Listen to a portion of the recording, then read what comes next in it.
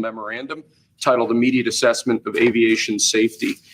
In light of the damage done to aviation safety by the Biden administration's DEI and woke policies, what this presidential memorandum orders is for your Secretary of Transportation and FAA administrator, in this case, acting FAA administrator, to basically ensure that we are actively undoing all of that damage, that we are assessing how much damage was done, and that we're ensuring that people hired within the FAA, in keeping with your memorandum of January 21st, are only the most outstanding, capable people for the jobs that they're being hired into. In other words, competence. Yes, sir. Elevating competence memorandum titled Immediate Assessment of Aviation Safety. Date coming in right now. So apparently less than 24 hours before that American Airlines passenger jet and that military helicopter collided near Reagan International Airport, there was a near miss, like a similar incident almost happened at the same location. Let me explain. Apparently, Republic Airways Flight 4514 had to abort its landing and reroute because a helicopter was in its way as it approached the airport on Tuesday. The plane, which was inbound from Connecticut, had to dramatically increase altitude at the last second in order to avoid a collision with a helicopter that was hanging out near the airport. Thankfully, on its second approach to the runway, that plane was able to land safely. New audio from air traffic control related to that flight has now been released confirming that this occurred. This raises even more questions about the way Donald Trump has handled this entire incident, the way his Department of Defense is flying these helicopters so close to the airports, and his refusal to take any responsibility. Trump continues to try to deflect from the fact that he got rid of a key aviation board, that him and Elon Musk forced out the head of the FAA just right after his inauguration because he fined Elon Musk something like $600,000 for safety violations from SpaceX. All of his actions right now are coming under scrutiny because they clearly seem like they made our country far less safe.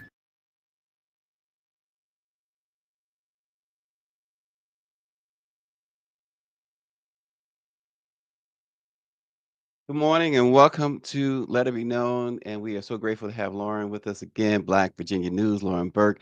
Donald Trump has built his entire political brand on racism.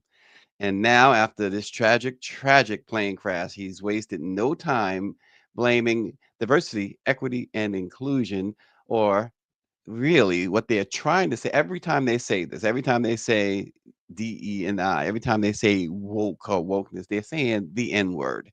And it's always the fault of Black people. It's always the fault of women.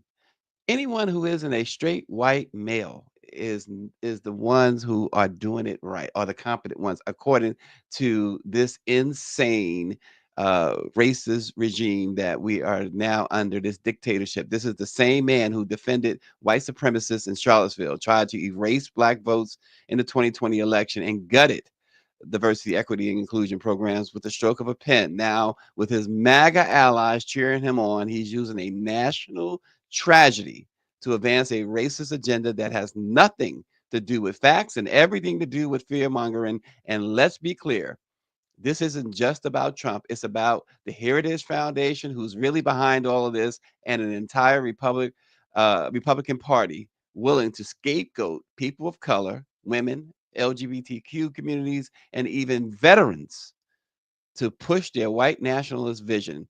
The CBC called it what it is, an outright lie designed to divide America. Leaders like Ayanna Pressley, Hakeem Jeffries, and even Captain Sully Sullenberger condemned these attacks by MAGA extremists. They care about power, is what they said about Trump and MAGA. Power built on hatred, deception, and exclusion. But history tells us one thing: they will ultimately lose. Yeah, you heard that right. Ultimately, every regime, Hitler's regime was ultimately overturned. Jim Crow was ultimately done away with. As the National Council on Black Affairs said, racism in the presidency is not a relic of the past. It is an evolving force. And the only way to defeat it is through resistance, because they are coming for everyone. Everyone. Lauren, that press conference was probably the worst in the history of the presidency. Well, stay tuned because there will be many more press conferences, and I'm not sure that that's going to be the worst if he's starting out like this on day 11. This is only day 12 of the second term of Donald Trump. They're really, in a lot of ways, history is just repetitive. Things just happen again and again and again and again. And there's this group in there that really reflects the history of the United States that just feels that they should be getting what they should be getting without any real effort. And so, anytime you see competition, there's a whole big discussion happening. And what was happening in a country that is becoming browner and blacker is that there was more competition for jobs. There's more competition for money, for positions, for seats in Congress, gubernatorialships, you name it. You can see that building competition in metrics such as the record number of Congressional Black Caucus members, many of whom are representing districts that are not majority Black.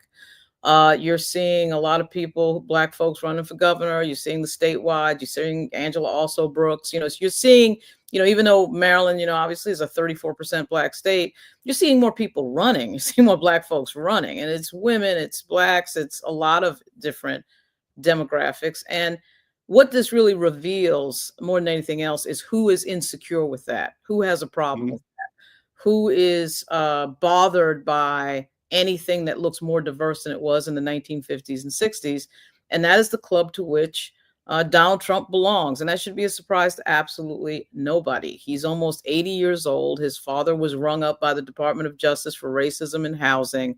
The world that he comes from is a world of people telling him that he's somehow superior. And if we go back to find out why he is here, it leads us back to the Correspondents' Dinner when the first Black president of the United States made a joke. And then all of a sudden, he was suddenly interested in running for president and being in that job, which he had not been previously, at least not declared, interested in. And so what drives so much of it is the Obama era is not in any way President Obama's fault, but what we see historically is a backswing anytime African Americans do take some steps ahead. It happened after the Civil War. It happens after the Great Society legislation from FDR. It happens after the Civil Rights Act and the Voting Rights Act. There is a backlash, and we are seeing the backlash from President Obama's time in office and the confident aura that he carried. And it's bothersome to people like Donald Trump and the Heritage Foundation. Yeah, and again, make no mistake, and that's why I wanted to make sure. And you had mentioned before we went to air, Roland talked about the Heritage Foundation too. Folks need to not forget, just like for the last couple of years, the talk of Project 2025, and some may have felt, well, we don't know that this is going to happen, or we're talking about it too much. No, you cannot talk about it enough. Yeah, it has to be there. It's so funny, isn't it? I'm old enough to remember when Black leaders and Black folks that had any advocacy position whatsoever were told that they were the ones being obsessed about race and they were playing the race card. If we look at the last 12 days, I mean, this group is seriously obsessed about race. All they talk about is DEI. All they talk about is diversity. All they talk about is woke. Donald Trump was doing that on the campaign trail. He was typically vilifying Mexican immigrants coming over here. He's branding them to violence. He's branding them to rape. He's branding them to everything that's wrong in the country. That's an old thing that happened at the turn of the century in the United States. It was just different groups that were targeted. Instead of Mexican Americans, it was Irish Americans, it was Italian Americans, it was other groups. I mean, so it's a repeat of that same thing.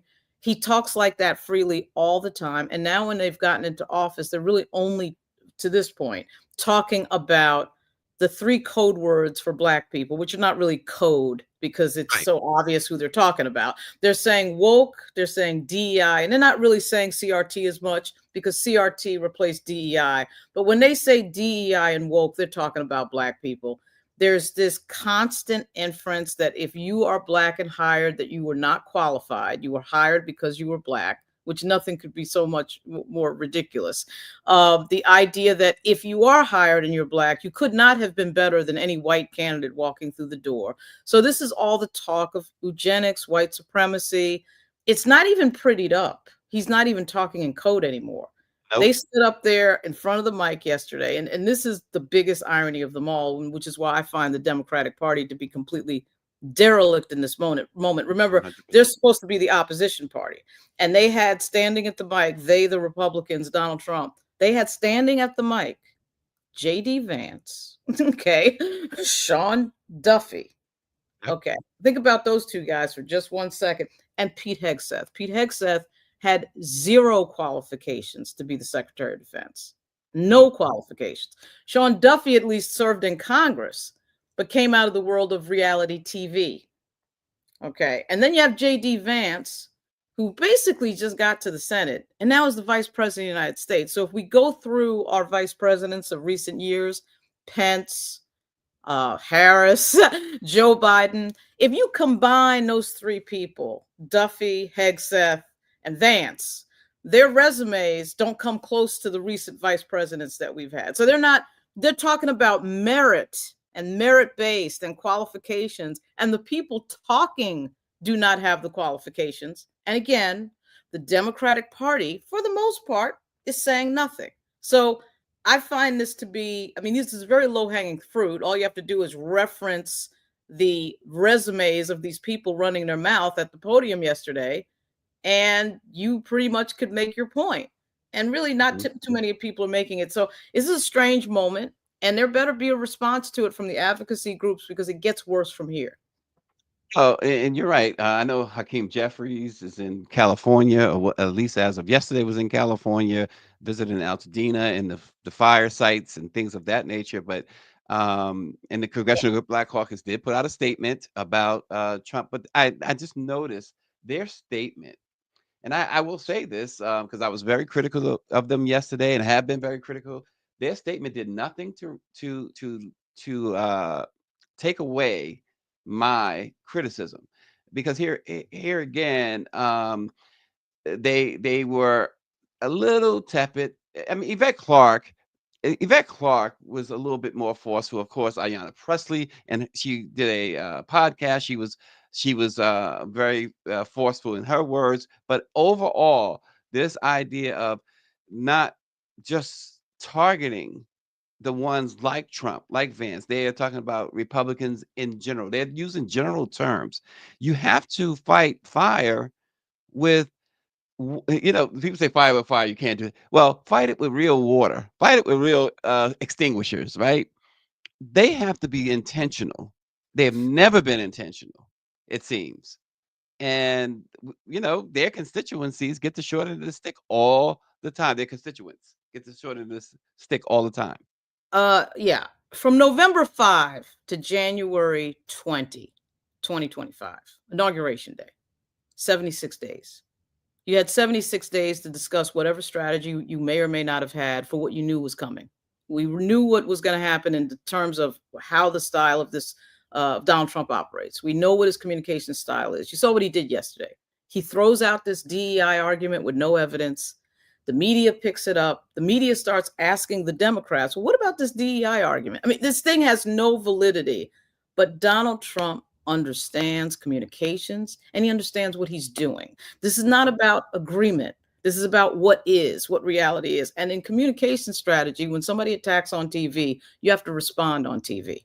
When somebody attacks on Twitter, you respond on Twitter. You notice Pete Buttigieg somehow can't find a camera yesterday after being, attacked full force by the President of the United States. He should have found a camera wherever he's located, whether it's Indiana or Michigan or wherever he is. The Congressional Black Caucus, same thing. I did notice that Leader Jeffries put out a video from California. I would ask, what are you doing in California? The fires thing, I know they have a concert that was going on. The former vice president tweeted about it. Okay, whatever. This is existential. This stuff is going to get worse. This is actually less than his second week in office. If you think this gets better, you are fooling yourself. And they have no marching orders other than to say, oh my goodness, the bodies were still in the water and he's talking. First of all, that's not news. You got to hit this guy. I'm talking rhetorically. I'm talking from a communication strategy standpoint. And I hate to criticize. These are two guys that I consider, guys that I know. In one case, I would say a friend, Mark Warner. 7:30 a.m. in the morning with 6-7 million people watching at a press conference at National Airport. And don't mention the fact that the two of them, complained about the amount of flights that were going international loudly last year. Not, oh, a letter went to somebody, loudly, that this was going to be a problem. And the business community wanted more flights international. And now we have 67 dead people. And somehow or another, that never gets mentioned until late into the afternoon or at night on MSNBC at 11 o'clock. That isn't good enough. That is not good enough. And I know everybody's trying to be respectful of the people who are dead. They should be respectful. We're looking at this young lady, Kia Duggins, from the graduated Harvard Law, and was about to be a professor at Howard. There's going to be many more of that. It's really sad to watch these videos of these kids skating. It is devastating. It is terrible. But you can say two things at the same time. You can say that this thing is sad. You can say it's devastating. It is. And you can also say that Donald Trump is hugely problematic. His decision to remove the FAA director on the 2nd is related to this, possibly. Somebody needed to say that. Of all the Democrats you saw yesterday, somebody needed to say that before noon. They have no strategy. They have no marching orders. Somebody's sending out some talking points that they're all repeating. It's not good enough. It just isn't. And I mean, I hate to be so critical because I know what it is to work in these offices. I was a communications director for a member of Congress, and I know how hard it is to do things in this communications environment. But again, this is the second time this man has been in office. You had 76 days to discuss it, and they're sitting here with nothing in terms of a strategy, a combined strategy. And this is a guy who went out to California, Trump, with the fires, and immediately, and in front of their faces, Gavin Newsom, the mayor, Bass, blame them, blame Biden, blame Democrats. While it's going on, while people are devastated. And so there's no holds barred. It should, the Democrats, and you're right, Mike V, we're the white Democrats as well on this. It should be the same thing, because that's the only way. As you, I think part of what you mean too is you have to hit this guy the same way, the same punches he throws, you got to throw back. Stacey, And they refuse. It's what your mother told you when you were a kid, when you're dealing with a bully. You Right. got to rhetorically punch him in the face. He is a racist. He is a white supremacist. The discussion that they are having is a white supremacist discussion. Someone has to say this. And as we talked about the other day, right, what did they do? They took two players off their playing field, one with 600,000 people on Instagram account, the other with 3 million people on Instagram account. That would be Congresswoman Alexandria Ocasio-Cortez and Jasmine Crockett. They took them out of they stopped them from being in leadership positions. Well, okay, let's continue. That's the past. Let's go forward. You've got to figure out at some point to say the things that need to be said at the moment that they need to be said. And we're now 24 hours about after what has happened. You're seeing statements all over the place. You're seeing varying levels of reaction. But this is just in-your-face racism now. They've crossed the line. They've basically now dropped the pretense that we need to, say anything. At one point at the podium yesterday, Trump said something to the effect of, "They stopped white people from getting jobs." I mean, that was the essence of that sentence. They stopped white people from getting jobs, and you are the black people were blocked from, being the white people were blocked from being air traffic controllers because these black people came in. And then Vance gets up and says, well, and they're suing to get jobs. What are they talking about? These are things that you can throw haymakers at in reaction. And the response has been, in my view, a reflection of what is a deeper problem with the so-called opposition party. For a group of people that they claim to be their base, which would be black voters, I'm completely confused at what the Democrats are doing. I know that they think from their perspective that they're doing things, but you only What are you deal. doing? Yeah, you only understand what that perception is reality. And this man is good at controlling the narrative. You knew that. You got to be on a crisis communications war room rapid response footing, and they're not. The Democrats have relied on mainstream media right? And mainstream media is extremely afraid of Donald Trump, and we're seeing media and even, of course, social media. Facebook just gave Trump $25 million. ABC gave him $15 million. Um, Now they are going after NPR and PBS, and you got to believe that NPR and PBS at some point is going to capitulate. They own their. This is going to be total state-run media. It's just about there anyway. But having said that, I will say this, and Trump. So Democrats depend on them to carry messages and to create messaging, because they're not creating their own message, as you said. They have no messaging to go on, and so they have failed all their constituents in a terrible way. But having said that, I will say I am extremely proud of many in that briefing room yesterday, the several anyway, who called it out. You had a couple of reporters say, "Well, Mm. how there's been no investigation? How could you say this is about DE and I?" Yeah, there were two reporters. I wished I knew the names. One of this is a guy from the New York, has been with the New York Times forever. It's the second guy, the white guy with the glasses, who was sitting there going, "Where's the proof of any of this?" The first woman in the first row, the white woman, I think is ABC's correspondent. Yes, they did. They did ask those questions, which are pretty obvious. You have to understand something though, and this is just on a 2,000-foot level.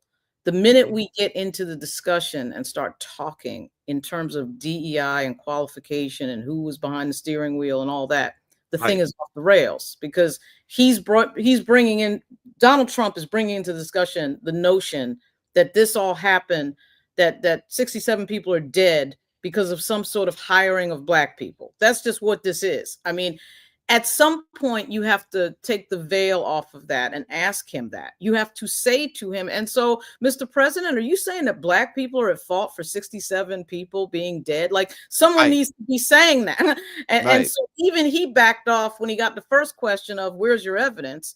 Hmm. And you have to understand too that if the Democrats are waiting for the media, they're going to be waiting a while. This is a flood Right. the zone strategy that you're watching. You're watching the flood the zone. The flood the zone is not new. These things are not new. Okay, this is not something, this is not COVID. Oh my God, we're shocked in March of 2020 that this is happening. You knew this was going to happen. You realized yesterday they had that interesting person, Cash Patel, testifying. They had three, that actually had 2 or 3 confirmation hearings. I can't remember how many there were, right? So what does Trump do? I'm going to have a press conference at 11:30 noon, right in the middle of that. He Yep. knows that this entire information age is not built for, and these news organizations are not built for Hmm. this. On top of that is the layer of who was sitting on the dais during inauguration.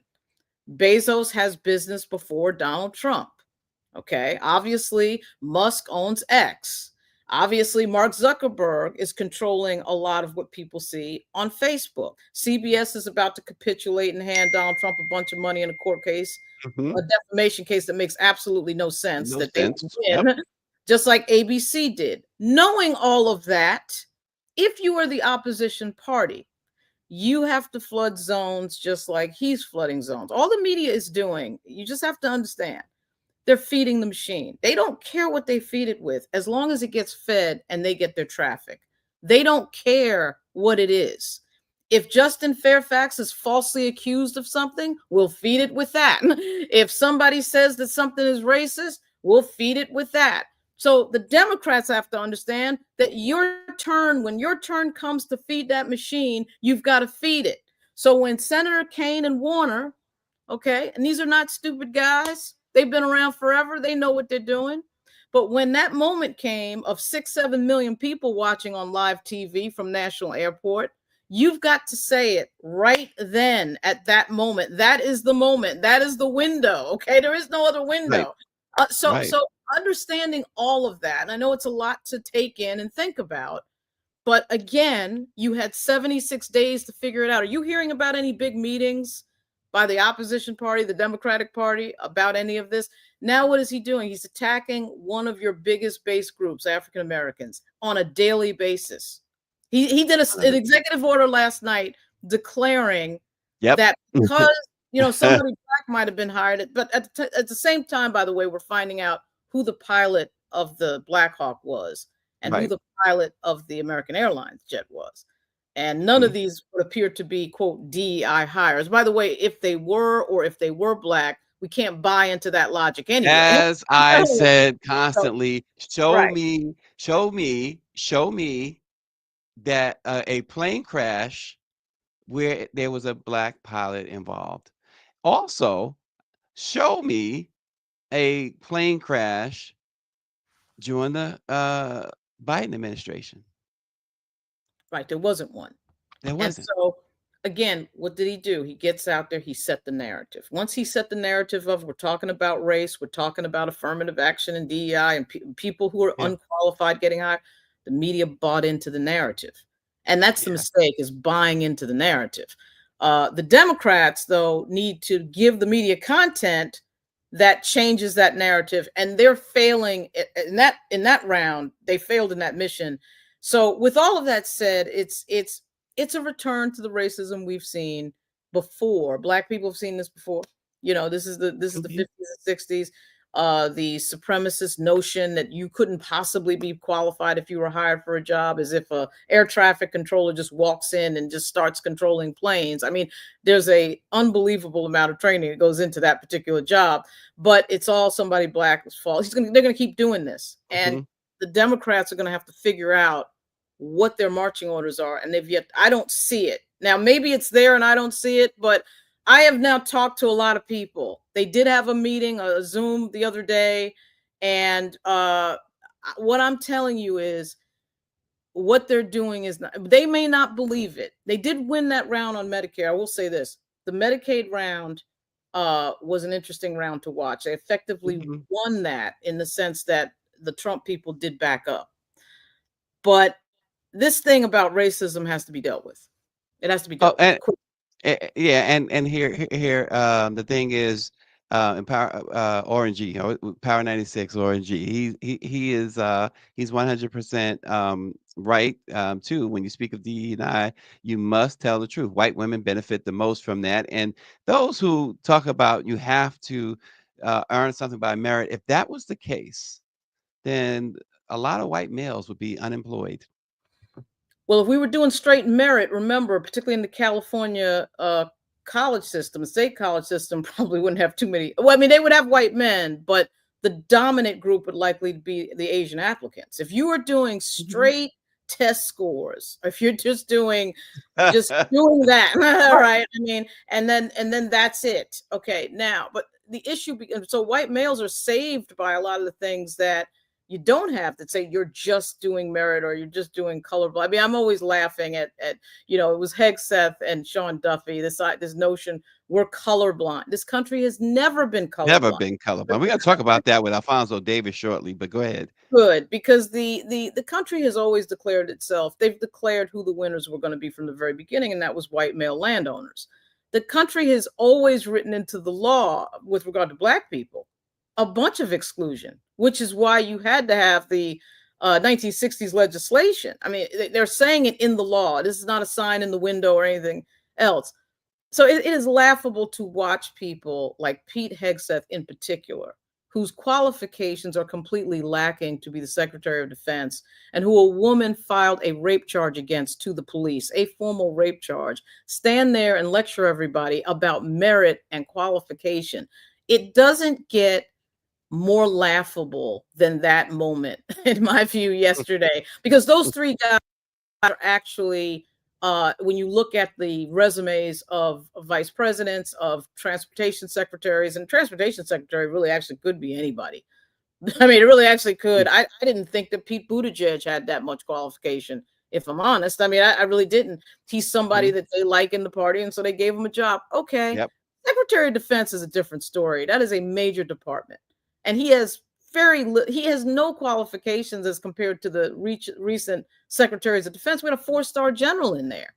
So what is he talking about? So it is again, I can't, it is confusing to me to watch that level of racism have very little reaction. Yeah, Nancy Wall had mentioned that mainstream media is afraid to say anything against Trump and what he's doing. They like, Nancy says they like when he blames Biden. He will sue them and win, which is proven to be true. And RNG mentioned earlier too. Now you see why I was very disturbed when Obama was laughing it up with Trump. And that these are images that folks remember. They remember that, and it shows you that, Lauren, I don't see how the Democratic Party ever recovers. Oh, they can recover. I mean, they recovered from 2016's disaster. Of course, they can recover, but I'm going to say the obvious. They haven't picked a leader. They don't appear to have a leader. I think the closest they have to a leader, of course, is Leader Jeffries. But obviously, the retirement effectively of President Biden, your top person is gone, and you don't have the vice president. I don't think. I mean, I can't really speak to that because for all we know, she could come out next week and say something, right? So, but Mhm. they have a leadership vacuum, and they haven't picked the DNC chair. All that should have been moved the heck up, by the way. Come on, guys. I mean, what planet are you on? This guy is talking about ending departments of the government. He's talking about executive power on a level that we haven't seen or heard of in decades and decades, if at all, if at all. And you guys are just now picking a DNC chair in the first week of February. They're not meeting the moment. And if they don't realize that, then I don't know what to say anymore. I mean, I just think there's no urgency and there's no marching order and there's no plan and there's nobody that can see the problem again. The party needs some sort of realignment. I mean, the people that they had that were quite good that could throw these haymakers, Andrew Cuomo, Al Franken. They had a guy Mhm. named Alan Grayson who was a member of Congress in Florida that really could throw a haymaker. Cuomo, the liberal left, feminist left, decided that they wanted to destroy Andrew Cuomo. I mean, what am I supposed to say? I mean, the liberal left in Mm. New York didn't like Andrew Cuomo. Al Franken Who is coming back? who is Who's coming making a back. comeback? Yeah, You're right about that, and likely will be the mayor of New York if I had to predict yeah. it right now. Al Franken was just craziness. I mean, I'm not. The We're not Al going to. Franken thing, yeah. Listen, we could talk all we want about all the other allegations and Right, stuff like that, but one right. of the most ridiculous will always be the Yeah, Franklin. it was absolute craziness. And understand something, Al Franken was one of the best questioners on the Democratic side in the U.S. Senate that they had at the time. Because being a comedian, he had that comedic timing. He's extremely smart. There was some elements to that really worked well for him, and he was throwing a punch, and the Democratic Party dismantled him, not the Republic. I mean, I shouldn't say. I mean, Jane Mayer's great piece in the New Yorker. You should read that. There is a trigger at the beginning of that story from a Republican operative, but it was really the Democrats that destroyed Al Franken, just like with the Justin Fairfax situation. So. What are they thinking? You need these players on the field. This is like a game of chess, and you just took off your queen and Well, your and you A- know. and it runs to the Nina Turners, our guy in New York.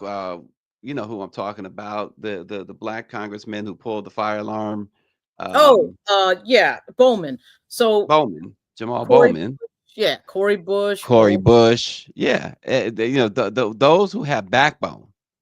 those Th- who will say the thing that needs to be said, right? Right, In an right. argument, right? Yeah, exactly. Well, there's a thing going on, a push pull between the money and those types of progressive members that I think the leadership of the party, frankly, doesn't care for. There's a push pull with regard to policy in the Middle East, and Nina Turner and Bowman and Bush find themselves on the wrong side of the Democratic Party and APAC on that. So there's a whole push pull on that. But when it comes to messaging strategy and aggressiveness levels, yes, that is the tenor. I mean, Mhm. that's the type of person that you need to have against a Donald Trump. You have to match him, and they're not matching him. And I don't at this point, I don't know why. This is not 2017. You're not no, you're not just figuring out that, oh, wait a minute, this guy's flooding the zone. You know what the strategy is, and you're failing. So I'm confused about that. Yeah, and Donald Trump in a nutshell, Southbound 3000 mentions, when asked about visiting the crash site, Donald Trump's response, "What you want me to do? Go swimming?" I mean, that is it is one of the, if we started a list of the most unpresidential statements, there's not enough paper in the world to fill the list. And that certainly has to go right up there toward the top of it, when he said that yesterday. Well, you remember at the very beginning in July of the Harris presidential campaign, I don't know who that person was out there who was the press secretary, who was writing, who was actually putting out the statements, but there was somebody in there, and I sense a Gen Y individual that was stating what the responses were in a way that I thought was a very interesting counter to President Trump. Very blunt, a very just the left's position just turned around. So basically doing exactly what Trump was doing from a left political standpoint. Wherever that person is, I'm pretty sure that the Democrats might want to discuss communication strategy with that individual, because I think it was probably a group of younger staffers, if I had to guess. There's just a certain style of communication strategy in this political age. But again, with this level of racism out there, you'll notice too in this, and it is amazing to me, there's no women in these pictures. That press conference yesterday, there's no women. He Right. doesn't have any women around. I mean, usually people who are racist and do racist tropes are not in love with women. Like that's typically those things follow. It's like anti-Semitism and racism. Usually if you're a racist, you're an anti-Semite and vice versa. Like there's certain things that just follow. And if you notice, you don't see any women around either. So there's that. Yeah, it's true. It is true. And some tough words about Democrats from Aquarius Goddess, who says Democrats are acting like peas, and we can only surmise what the P word is there. And Nagon 11 says these are facts. They quote, they've got to match this animal. Well, you see, it's funny that the word animal comes up, not something I typically use to Right. refer to other human beings, but there is something about him that is just kind of pathological in terms of he is there for the kill. Like he's in for the kill. He has no empathy. He's kind of like what they tell you when you go to the zoo, not to stand near the gate, like not to stand near because Lauren is cooking, y'all. Let me listen. yeah, I mean, Listen to the lions and the tigers are what they are. They understand predatory behavior and survival. And Donald Trump just kind of has this. He has a way of doing business that has no empathy. I mean, the fact that he didn't even mention you have 67 people dead in the Potomac River, less than 2 miles from the White House, and he didn't even mention that. Doesn't even mention it because he's going in for, I'm going to embarrass you people. I'm going to control this narrative. He knows exactly what he was doing. If you notice, Duffy and Vance and Hegseth said the exact same words. They're in the back going over the talking points. They're coming out and they're repeating. They have marching orders. And so Trump doesn't care about anything other than controlling that cycle of news. We effectively have no news cycle anymore because everything is a news cycle. But he understands how to control a conversation. And I'm telling you, we will see this again and again for the next 1,000 days. Yeah, Dr. Nicole says, I am waiting to hear the credentials of all involved, pilots, air traffic controllers, etc., regardless of race, to show their qualifications for the positions they're in. That is how you prove that DE&I plays no role. Most likely, it may be more likely due to lack of adequate staffing numbers and pay. In any case, Trump still can't make those accusations without any documentation or proof. It's reckless and pandering to their racist base. 100%. Yeah, I don't know that. I really think that one of the things about communication strategy is that, you got to be on offense. You are on defense when you're reacting to whatever it is that somebody's trying to get you to react to. The way he plays is to keep everybody on defense all the time by saying something shocking and trying to get you to react. If you notice, he said an expletive yesterday from the podium. Yeah. Which was to me just built in to get everyone. We're reacting now. Everybody's reacting. The media's reacting. The Democrats are reacting. Someone is writing us right now saying that they have to, what they should do is prove their credentials. They don't have to prove their credentials. Nobody has to prove their credentials to Donald Trump. If you can fly an airplane or you're an air traffic controller, this isn't some moment where you got to prove your credentials. That's what he wants you to do. He wants to drive your insecurity and make you do stuff and make you run around.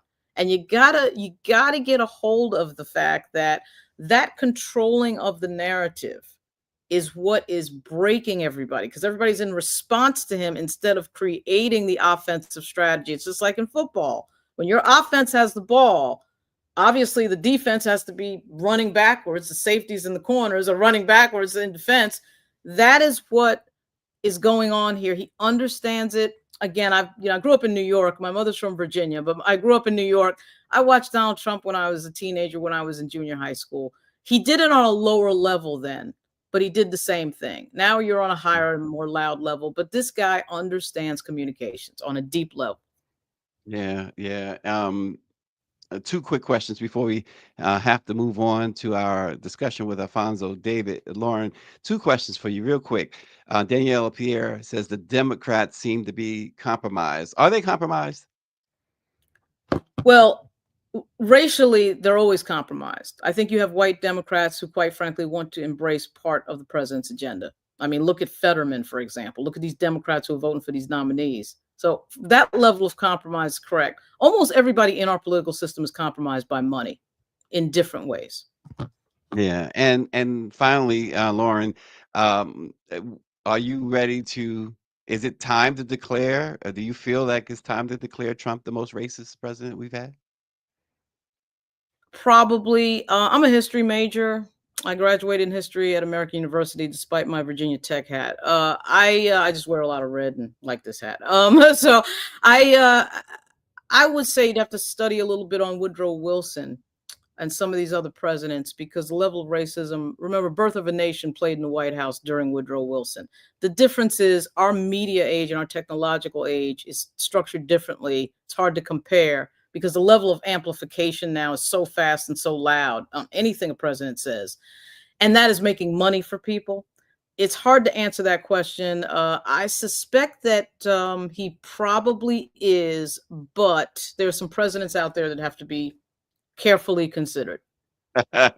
And lastly, I forgot, I knew I would forget, so I should have said it earlier. Tell us about the podcast you have coming up.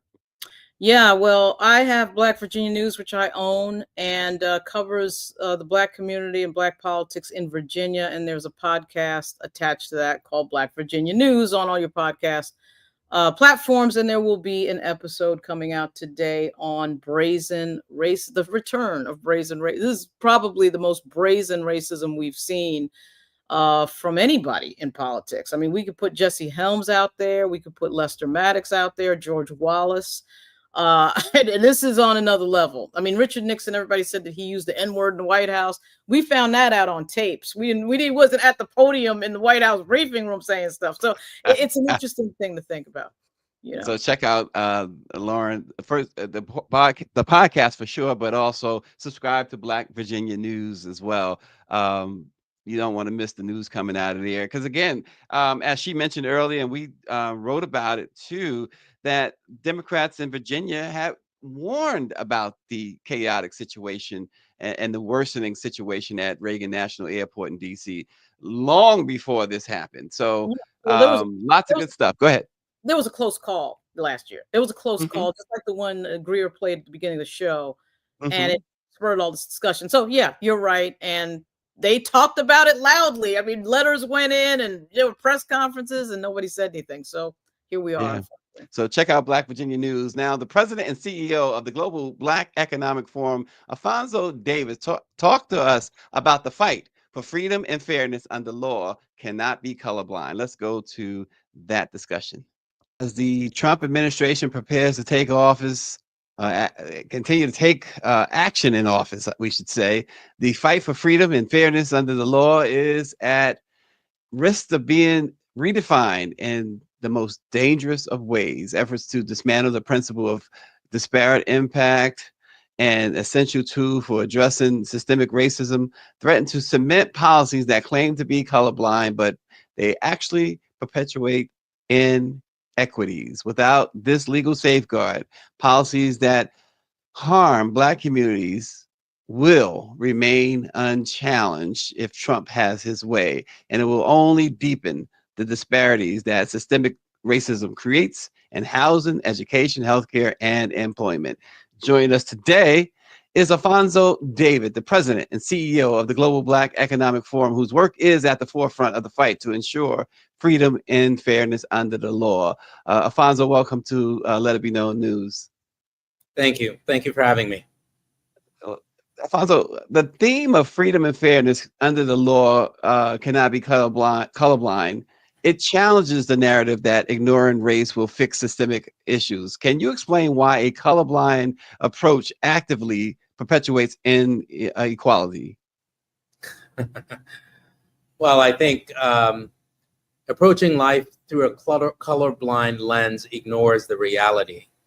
I think we would all love to live in a space that is colorblind, but unfortunately, history has shown us that we still live in spaces, we still work in spaces, we still operate in spaces that are not colorblind. We only have to look at the data to show us that, unfortunately, race and ethnicity have been used as a basis for discrimination and for indifference. So we look at corporate America as an example, and you look at the number of people who are running Fortune 500 companies, they're largely white men. There are only 2 Black women that are running Fortune 500 companies in this country, and there are thousands of them. That is a huge problem, because what you're signaling or communicating to people of color and Black people specifically is that we either are not smart or we're not qualified to run Fortune 500 companies. That simply is not true. It is the same when we look at the legal profession. It is the same when we look at intellectual or communications, or you just pick the industry. We have significant disparities where Black and brown people do not have the opportunities that others have. And that's why you have diversity, equity, and inclusion programs.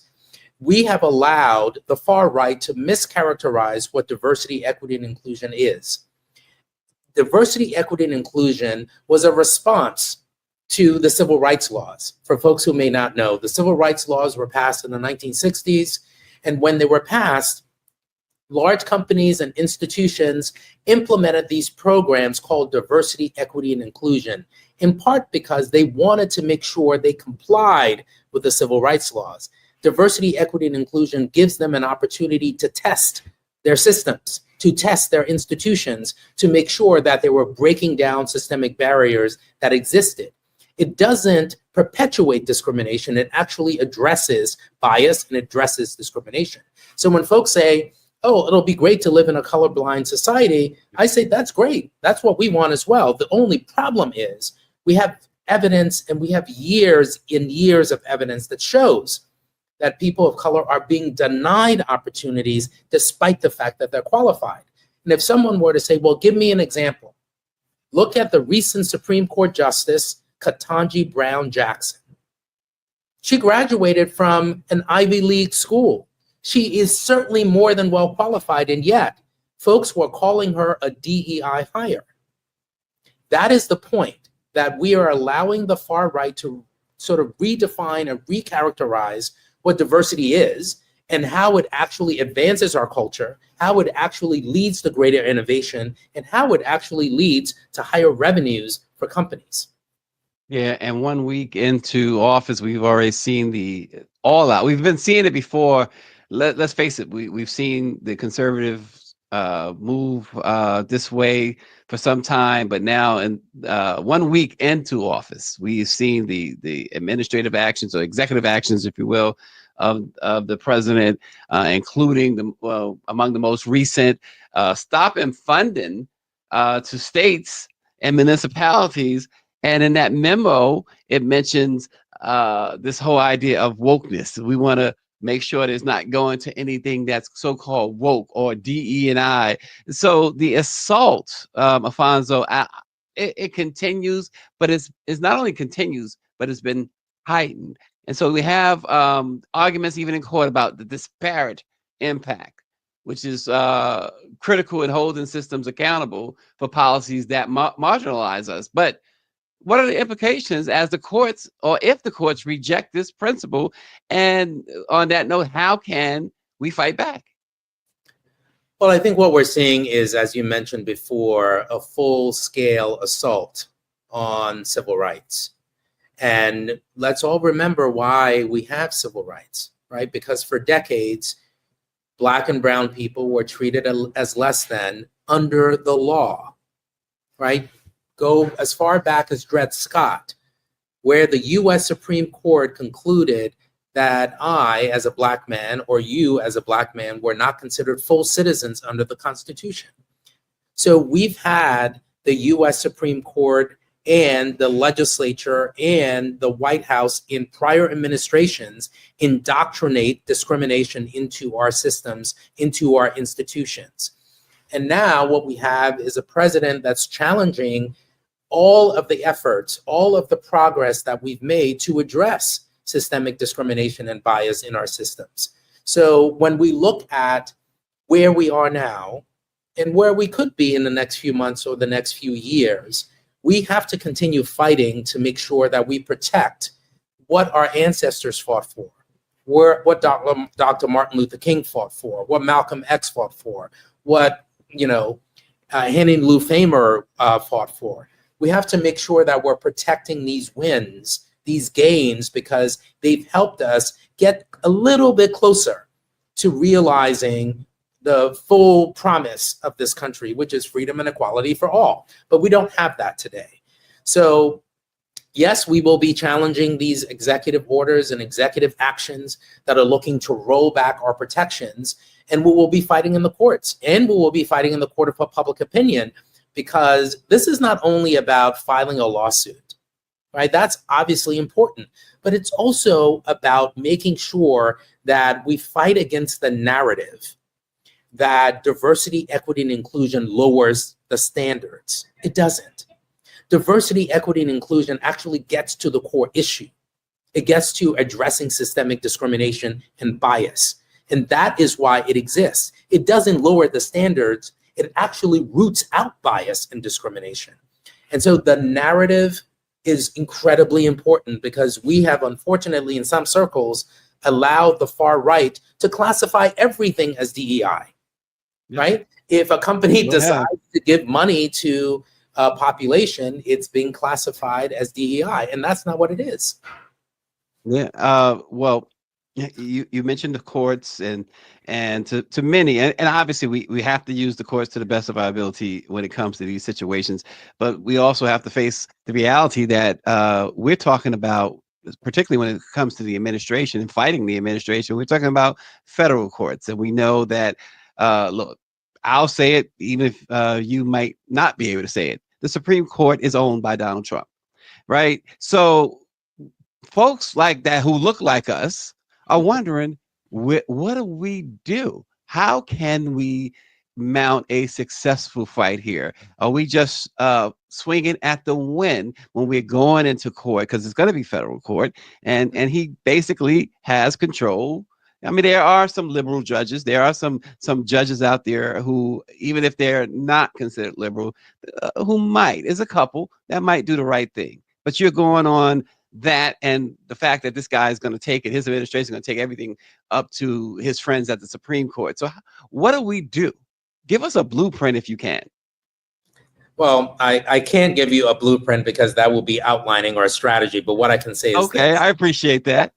What I can say is this: let's remember our history, right? Let's remember Thurgood Marshall. Let's remember the titans, the legal titans, and the strategists of the past.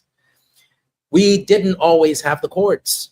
They fought strategically to advance legal arguments that ultimately were successful.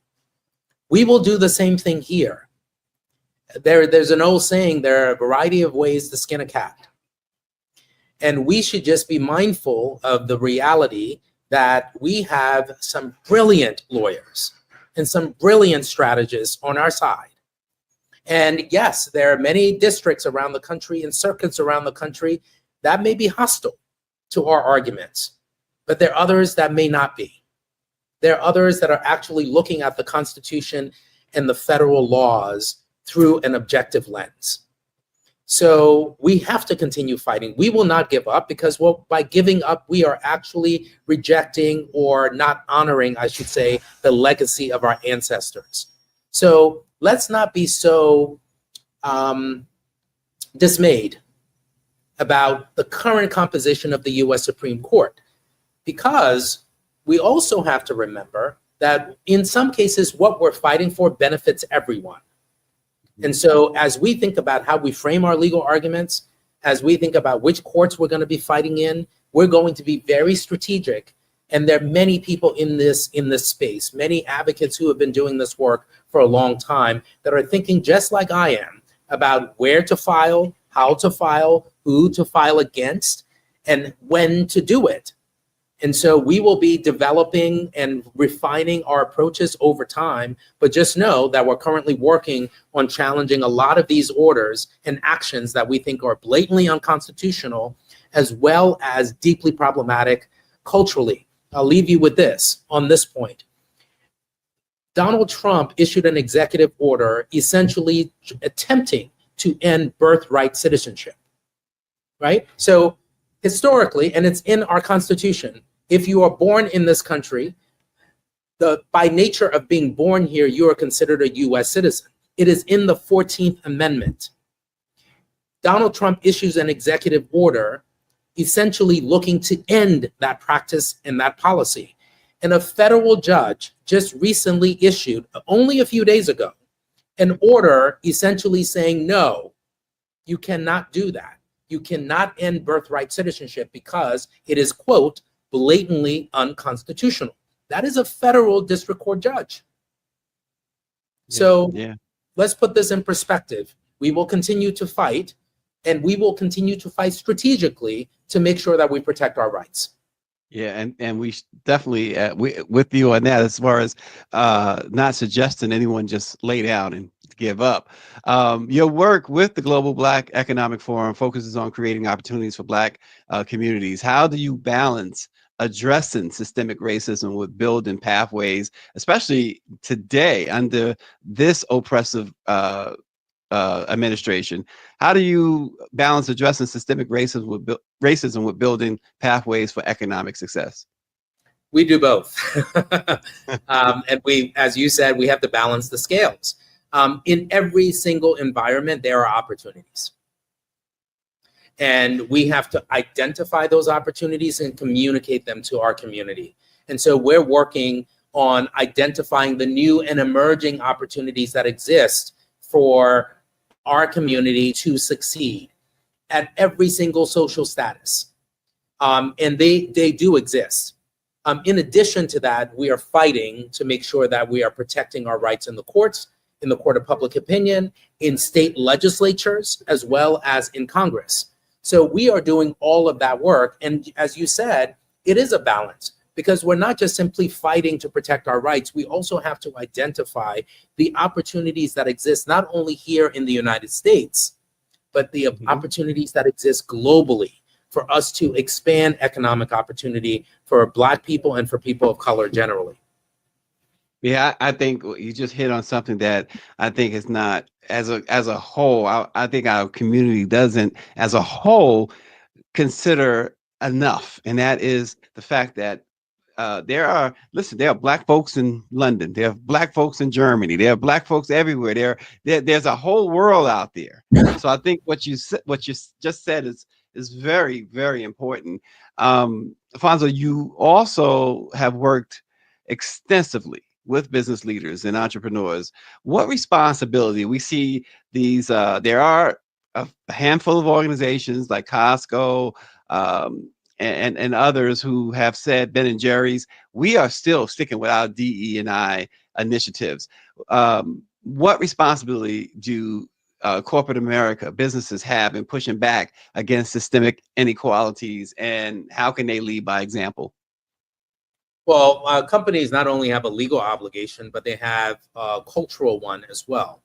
What I mean by that is when the civil rights laws were passed, all companies were, well, the majority of companies, I should say, were bound by those rules and those regulations, and they still are. So you can't look the other way when you see bias and discrimination. You have to actually address it. And if you don't, you open yourself up to liability.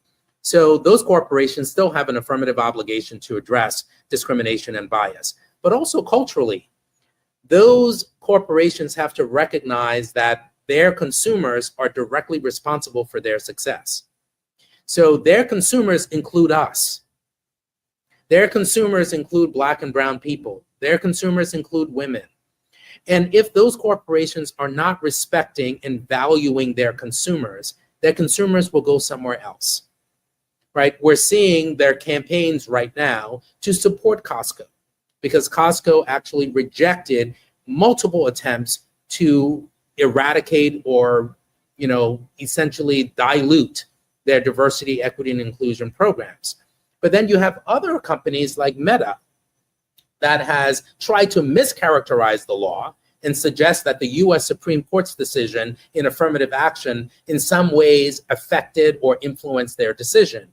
The affirmative action decision that was issued by the US Supreme Court has nothing to do with businesses. It is limited to education. It is limited to college admissions policies. It does not in any way apply to employment, doesn't apply to fellowship programs. It doesn't apply to scholarship programs within the private sector. It only applies to education policies as it relates to companies or educational institutions, that are receiving federal funding. But what Meta is suggesting is that that decision in some ways influences their determination as to whether or not to continue their programming, and that's just false. So as we think about where we should be utilizing our power, think about how you spend your money. Think about which products and services you're purchasing, and try to the extent possible, only support those who support you. And that is, I think, how we can take back our power in this moment. Yeah, which is, as you mentioned, the Costco situation. At the same time, you have Target, and we saw Tabitha Brown say, hey, you still should support the Black owned products in Target. It becomes sort of a challenge. Doesn't that become a challenge? And how do we overcome that challenge? Your thoughts on that particular situation? Look, I do think it's a challenge. We want to continue supporting Black and brown businesses, and at the same time, we want to make sure we're not supporting large corporations that don't support us. I think there are a variety of ways to do that. If you are supporting a product or a company, a Black-owned company, in many cases, you can purchase that product from more than one source. So think about where you're purchasing that. Maybe you've always purchased it from Target. Maybe you should investigate, is there another place you can purchase that product and still support that Black business? Because those Black businesses now have to reevaluate, and this is a personal decision for them, obviously, but they have to reevaluate whether they want to continue selling in those stores that don't support people of color. And in some instances, they may say, I don't have a choice. My revenue margin is too low. I am selling in this store and I cannot afford to stop selling in this store because I may go out of business. They have some real decisions to make over the next few weeks and months. And I think we have to recognize the challenges that they're confronting. But when we make our individual decisions, I think one of the things we can do is look to see, are there other places to purchase this product where we're maintaining our own integrity by not supporting a company that is not supporting us? Yeah, great point. Before we let you go, you gotta ask you, we gotta talk a little bit about the Fearless Fund, which represents a powerful example of supporting Black women entrepreneurs. How does investing, again, underscore for our viewers and listeners, how does investing in such initiatives contribute to dismantling systemic barriers? So for folks who may not know, if you start your own business and you're looking to scale it, many people look for investors. And this is a concept called venture capitalism, where you go out and you propose, you do pitches, if you will, to get people to invest in your company. And if they invest in your company, in some ways, you may give them a piece of equity, a 1% of your company, 5%, whatever the investment is. That construct that we currently have in this country, there's about $288 billion that's allocated through the venture capital space every single year. And of the 288 billion, less than 1% goes to Black people. So as you're thinking about, if you have marketable, if you have excess resources, if you are investing generally in the market, think about who you're investing with. There are many Black and brown businesses that are looking for people to invest in their companies. If you don't know, I'll give you one example. Arian Simone is running Fearless Fund. If you want to invest in her company, that may be a good investment for you. Melissa Bradley, who has been doing this work for a very long time and is working with other entrepreneurs all over the country, invest in her company as she's trying to help other companies grow.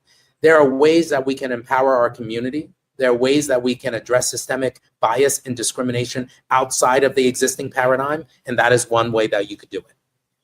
I think that's that's a great thing, and we'll lean upon you among others to help us put together a nice strong list, green book, if you will, on where to buy Black and keep it, keep the funds going there, because that's probably going to go a long way in helping the cause that we're talking about today all together, right?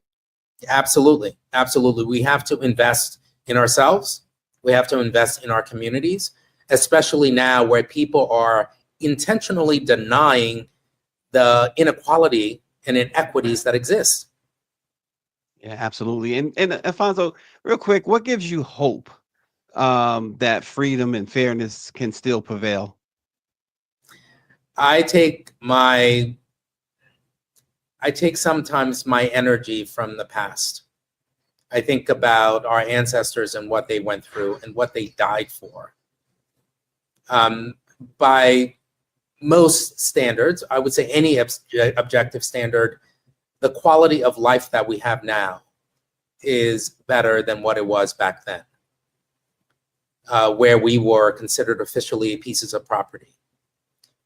I'm not suggesting we've gotten there. I'm not suggesting we've achieved fairness, equity, or equality. But what I am saying is that let's think back to all of the sacrifices our ancestors made to get us to this point where we can pull from their reserves to get us to the next point.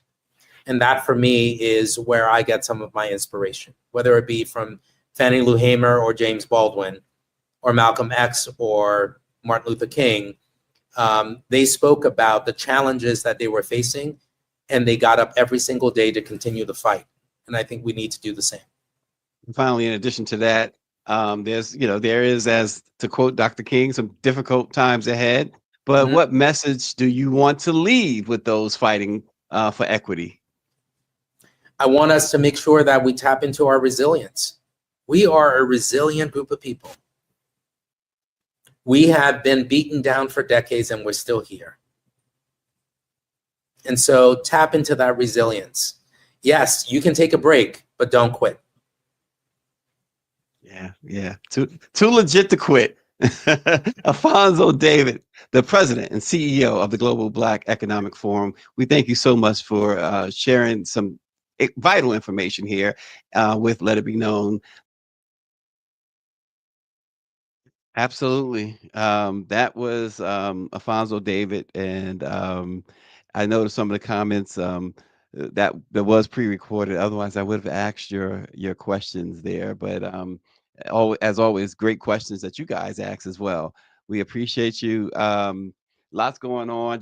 Before we go, just a couple of news items right quick. In fact, we will be covering this. There's a Republican congressman who suggests removing child labor laws and having elementary school kids work at fast food chains instead of providing free school meals. This is all about the dictatorship, right? And another news, Trump has signed an executive order to make international students involved in pro-Palestine protests eligible for deportation.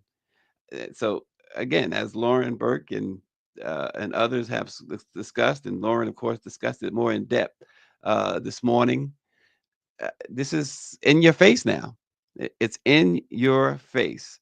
So, folks, information is power, and we will continue to try and bring you as much information we deem necessary. We don't want to, what we've been trying to do, and I know we haven't been totally successful, is getting away from a lot of Trump stuff.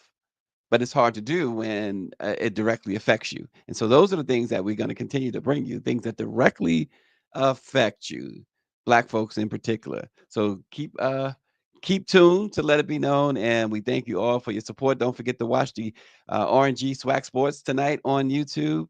I'm sure he's going to teach us some more about college football and other things. Until then, we will see you on Monday. Thanks for watching.